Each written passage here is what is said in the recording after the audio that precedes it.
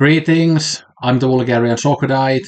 Today I'm gonna do a video on my top 10 French directors. This is once again a response video to Solitary Rolling Films, who has been doing these top 10 director lists lately, so go check out his top 10 French directors video. My list is very different to his, although there are a couple of the same directors on my list. Yeah. But I love French cinema. France is my second favorite country for cinema after Japan, although my love is mostly for French New Wave. I'm not the biggest fan of the stuff that came out before French New Wave in general, nor am I a huge fan of the stuff that has come after the French New Wave, although I still need to watch way more recent French cinema. But yeah, I love the Nouvelle Vague the most, and that's one of my favorite things in cinema in general, along with Japanese New Wave. But anyway, let's start with my list. So first, we have my favorite director of all time, Éric Rohmer. I'm absolutely addicted to his films. I absolutely love his films. He's a very consistent director. He has made so many great films. I think there are like 10 of his films on my favorite films of all time, at least. And his films are narratively fairly simple, and they are kind of like a mix of soap opera and philosophy. So we just have bunch of characters sitting around, walking around, and having interesting philosophical discussions, and they discuss relationships, friendships, love and romance, as well as even politics and metaphysics and everything that you can imagine, basically religion. And those conversations, the dialogue is always absolutely excellent. In his films, I always love the characters. I mean, his films contain many of my all-time favorite characters. For example, Felicie from A Tale of Winter is one of my favorite characters. But I love these types of films that have very simple narratives where not much happens, but it's just interesting people having interesting conversations.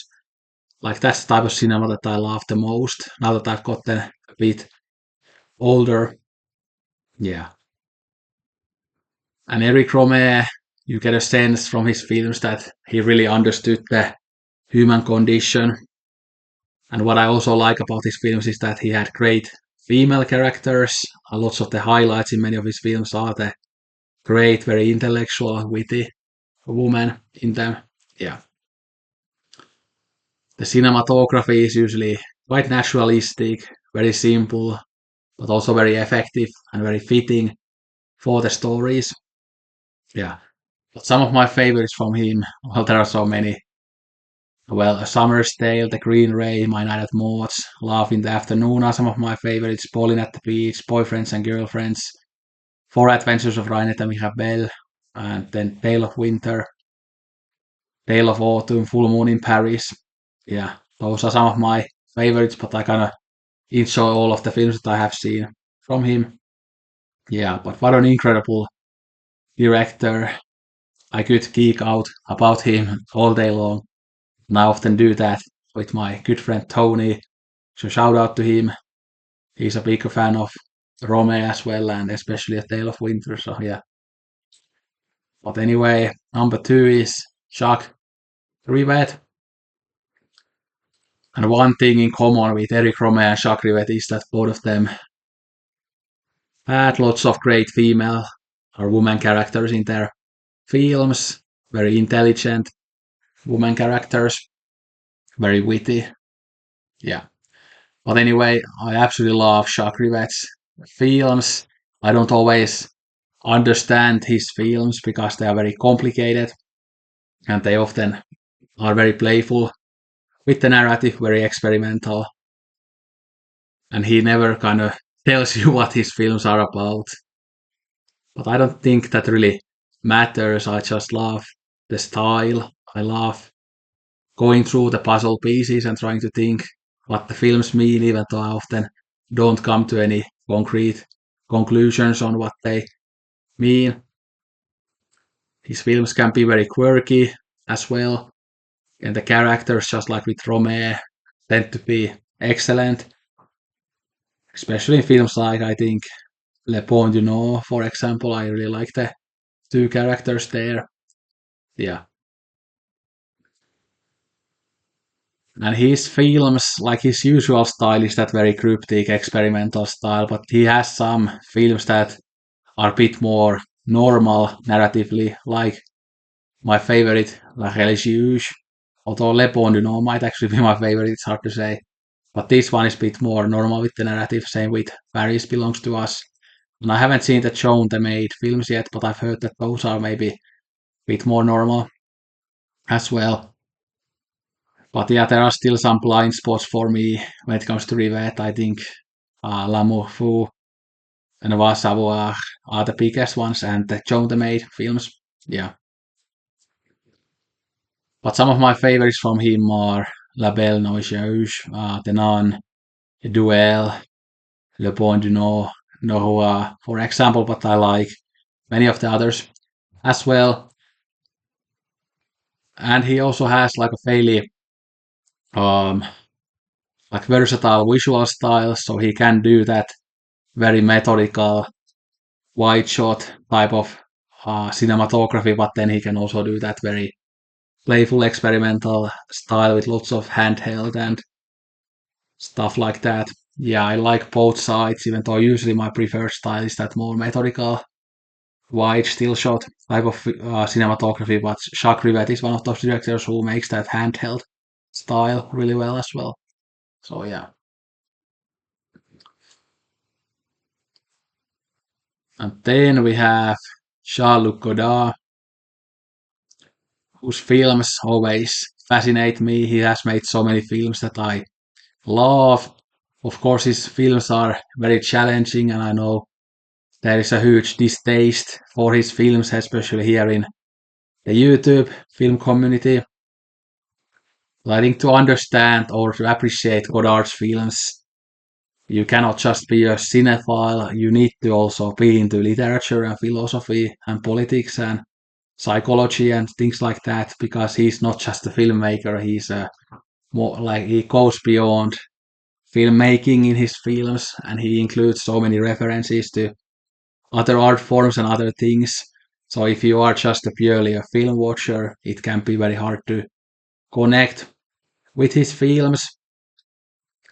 And by the way, I don't claim to understand many of his films in general, but again, like I always say, I don't in the end care that much about understanding. Of course, I want to understand films, but it doesn't dictate whether I like a film or not, whether I can understand it or not, because I enjoy the feeling of not understanding something because it's fascinating. It makes me want to learn. Yeah. And his films have that type of kind of fascinating aura to them. So even at times when I have no idea what is going on, I still find it fascinating and interesting. And he has a very varied filmography as well. I think films like Vivre sa vie, A Woman is a Woman are films that are a bit more accessible, and even kind of more normal cinephiles who aren't into other types of art might enjoy those. But then he has these kind of weirder films as well, especially later on his career, that people might not be as into. Where is it actually? Uh, well, Eloge de l'amour is one of those weirder films, History du Cinema. Oh, here it is. This is what was the one that I was looking for. The Guy Savoir. Yeah, many people probably won't like that one. But yeah, those are also very interesting films, even though I kind of tend to prefer the 60s classics, again, like Vivre sa vie, Pierre Le Fou, A Woman is a Woman, Le Mépris, and La Chinoise is my favorite and has been my favorite for quite a while. Yeah, but incredible filmmaker, but a very challenging filmmaker, and I know many people hate him, but let them hate him. We don't all have to like the same films, so yeah. Then we have Robert Bresson, filmmaker that I've always had a hard time kind of articulating why I love his films. But I have seen all of his 14 films. He's a very consistent filmmaker. I think the only film that I didn't like is the Kent is Silent, or I mean, it's not a silent film, I think, but it's a short film here. I always often mix on my channel. Like when I talk about films, I sometimes say silent film when I meant to say short film. But anyway, but yeah, this short film that not many people have seen, yeah, it's not very good. And then his first feature, this one, I think it was Angel of Sin in English, but here we have the French title. But this is already a pretty decent movie. But then he just keeps getting better and better as the time comes on or goes on. Yeah. Although I think his best films probably came out in the 50s and 60s, but also some of his later work, like Four Nights of a Dreamer, are still amazing. Yeah. And even though he has a fairly consistent minimalist style, he never made the same film twice, that he kept uh, doing films about different subject matter all the time. And yeah, that's one of the things that I like about him, that all of his films have a very kind of individual identity to them. Yeah. But some of my favorites are, well, the first two here, A Man Escaped, Hazard Balthazar. Then I also love Mouchette, Diary of a Country Priest. Really want to read the novel for that one as well. Four Nights of a Dreamer. And then I also again like all the others except this short film. Yeah. And Lancelot du Lac is absolutely amazing as well, but a great filmmaker. Yeah. Then we have number 5, which is Jacques Demy, who I often talk about on my channel because this one here is my favorite film of all time. But I love Jacques Demy's aesthetic style, very queer, very colorful, very flamboyant style. It's absolutely beautiful, and it's not just the aesthetic style, it's obviously his style comes across also from the characters and how they act, how charming and beautiful they are. Yeah. But his films, even though on the surface they are always so bright, very light and charming and romantic and beautiful, there is always, or maybe not always, but often this darker subtext there and this darker side, or like under the surface, and also there's these darker things kind of implied in many of his films. Like in the Ambrose of Cherbourg, it's the army where Guy has to go to. That's the kind of darker side to humanity, that these young men are forced to go to the army, and then their lives kind of get worse for it when they come back. And then in the Young Girls of Rochefort, there is, I think, that murder on the loose, even though that's not explored that much. And then obviously Donkey Skin has incest in it. Yeah, so there are those darker issues here in these films as well. Yeah. But his films are just so joyous and incredibly beautiful and charming and romantic, and that's what I love about them. Yeah. And my favorites are the first 4 in this upper row here. So the Emperors of Cherbourg, the Young Girls of Rochefort, Donkey Skin, and Lola. Yeah. Incredible movies. Yeah. Then who is next? Then we have Marguerite Duras, an incredible filmmaker and apparently an incredible author as well, but I haven't read her works yet. But her works are extremely perplexing, very difficult. Oftentimes, her films are just shots, and then there is this very complicated narration on top of it. But there's just something so fascinating, very hypnotic, and beautiful about her films. And her best film is probably her most famous film, India Song. I think that's absolutely incredible. Yeah, I love that film a lot. And she is very similar to Alain Resnais, that we'll mention in a bit too. That again, very complicated narratives that play with time and that have like lots of narration, like complicated, or sometimes even almost incomprehensible narration on top of those beautiful hypnotic images. But yeah, great filmmaker that not many people talk about, sadly. Then we have Agnès Varda. Cleo from 5 to 7 is my favorite one. But she is probably one of the most kind of varied and versatile filmmakers ever. She's kind of like, I think, Werner Herzog in that way that she made lots of documentaries, but she also made fiction films. And inside the documentaries and the fiction films, there is lots of variety in there as well. And she just comes across as one of those directors that had so much passion and interest for so many different things, and that passion just comes across so beautifully in her films. And she's made so many great films, like again, Cleo from 5 to 7, The Beaches of Agnes, Faces, Places, One Sings, the Other Doesn't, Le Bonheur. Yeah. And she has a very big filmography. I've only seen 19 out of 78, so that's not that much. And she made lots of short films, but also feature length films. But again, incredible filmmaker with a great visual sense, with a great sense for like beautiful details in life. Yeah, what a great artist. Yeah. By the way, I think number 6, 7, and 8, they are pretty much kind of tight in my head, so I could have had these in like any other order as well. Like the top 5 is fairly definite, other than like Godard and Bresson, sometimes kind of switches places, and they are kind of back to back on my favorite directors list as well.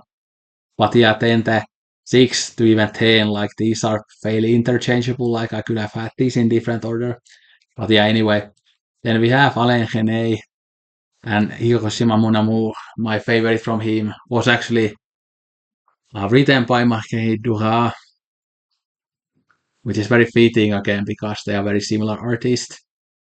But Alain Resnais' films are very difficult, very cryptic. They explore metaphysics, time. They are beautiful aesthetically, very hypnotic, endlessly interesting. Yeah, I still have more to watch because I've only watched 6. I've seen all these ones in the top row, and then I've seen Muriel. And again, Hiroshima Mon Amour is my favorite. I think Night and Fog is one of the best documentaries ever made.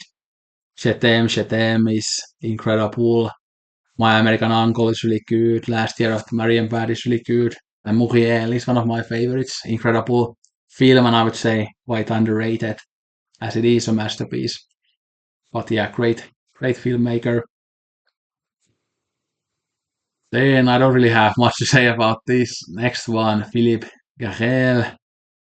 I think he's sometimes referred to as like post New Wave.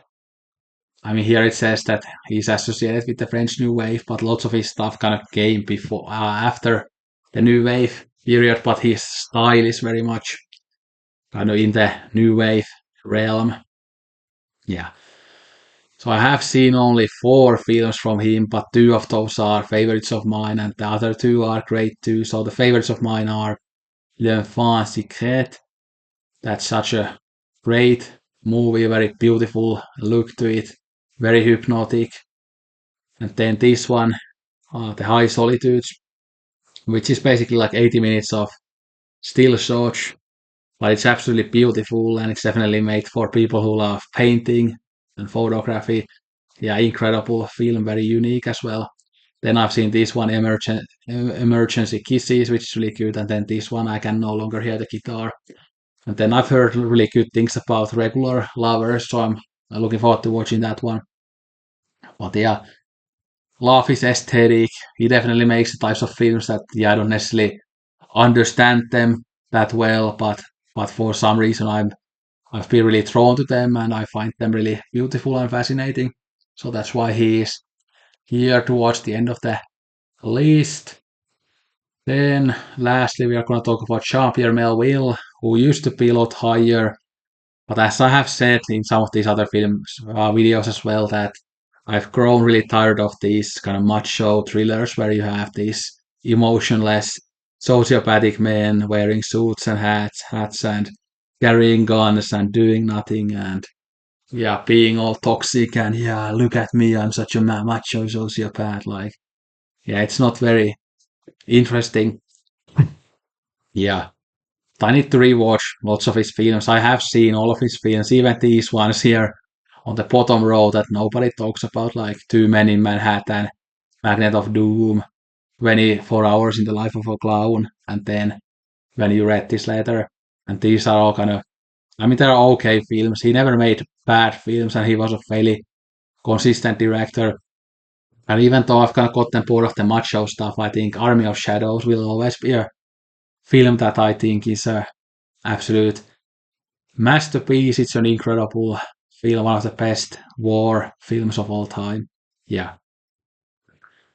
And I still really love his aesthetic style. It's of course you can kind of draw this kind of lineage from Melville to Michael Mann and then to Christopher Nolan. Unfortunately, yeah. But Melville did it the best out of those three directors, in my opinion. As I hate Nolan, and I mean I like Michael Mann's films, but I'm not the biggest fan of him. Yeah, but yeah, Le Cercle Rouge, Le Samurai, Le Dulu, these are of course still great thrillers. That even though my taste for thrillers isn't the same as it used to be, I can still acknowledge that these are some of the best thrillers of their time and are incredible stylistically, even though I have less interest in them now. But of course, he had some range as well, as he did films like Leon Morin the Priest and The Silence of the Sea, which are very different films. Yeah, but a really good stylist and technician who made interesting films.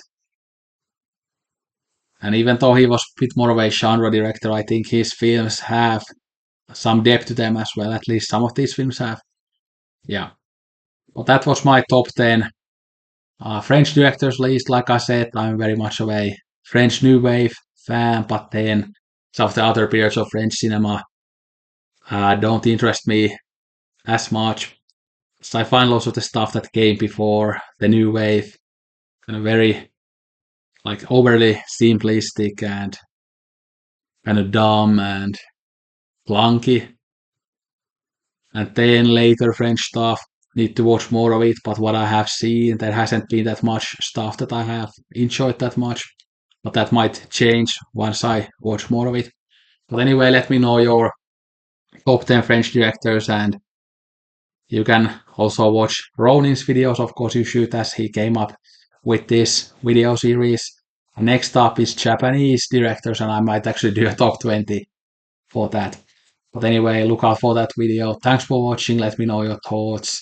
Sayonara and arigato gozaimashita.